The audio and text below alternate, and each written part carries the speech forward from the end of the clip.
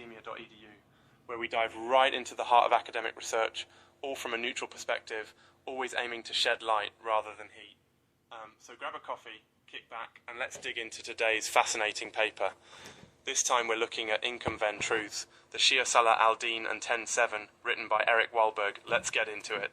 So what's the core question Eric Wahlberg is actually zooming in on here? Basically, the paper tackles the historical and current role of Shia movements, especially Lebanese Shia groups like Hezbollah, in shaping resistance in the Middle East, with a special focus on recent events like 10-7, which is a kind of shorthand reference to October 7, a really transformative moment in Israeli-Palestinian relations. Wahlberg is really asking, why are the Shia minority movements playing such a pivotal role now, and what does it all mean for unity and future power dynamics in the region? And maybe more important, why have the Sunnis, traditionally the majority, been sidelined in this latest chapter of history? That's the core puzzle he's dissecting. Now, why does this matter to you, dear listener? Whether you're a policy wonk, a student of history, or just following the headlines, understanding the forces that shape our world, the religions and political factions behind the headlines, helps you see through the news sound bites and make sense of what's really at stake for millions of people. I mean, these aren't abstract ideas. Real people's lives hang in the balance here. So what are the key findings or arguments?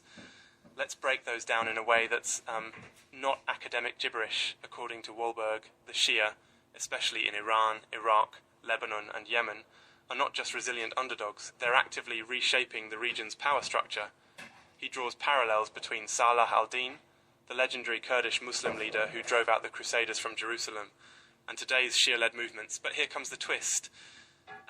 In Wahlberg's telling, the new liberators aren't mounted knights or kings, but often guerrilla fighters and community organisers. Think Hezbollah in Lebanon or Shia militias in Iraq. One major insight, Sunni-led regimes like Saudi Arabia, once considered protectors of Islam's holiest sites, are portrayed as, let's say, compromised by alliances with external powers.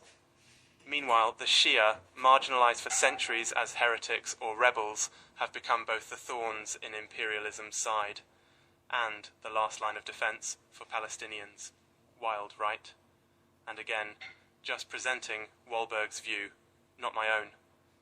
Wahlberg goes further, arguing that this Shia thread is basically what's holding the unity of the Islamic Ummah, sorta the global Muslim community, together while old nationalist and sectarian alignments crumble. His historical sweep is massive.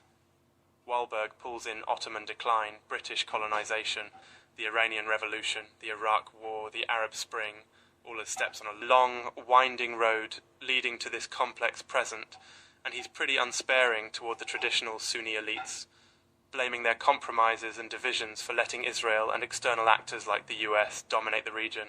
And okay, there's this idea that Shia patience and willingness to work with even unlikely partners is what's moving the dial in building democratic models, especially in Iraq.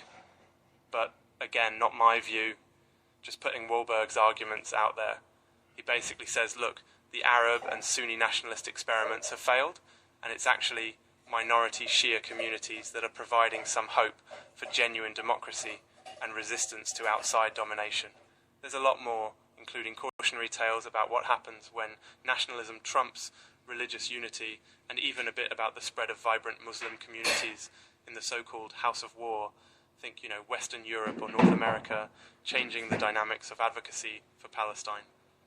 Before I lose the thread, did you ever notice how some of the biggest shifts in history seem to come out of stuff everyone thought was on the margins? Like the invention of the internet was a backburner government project for years.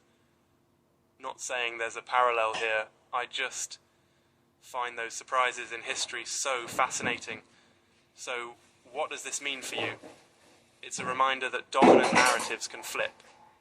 Power shifts, alliances realign, and history is never as simple as it looks in 2-minute news segments.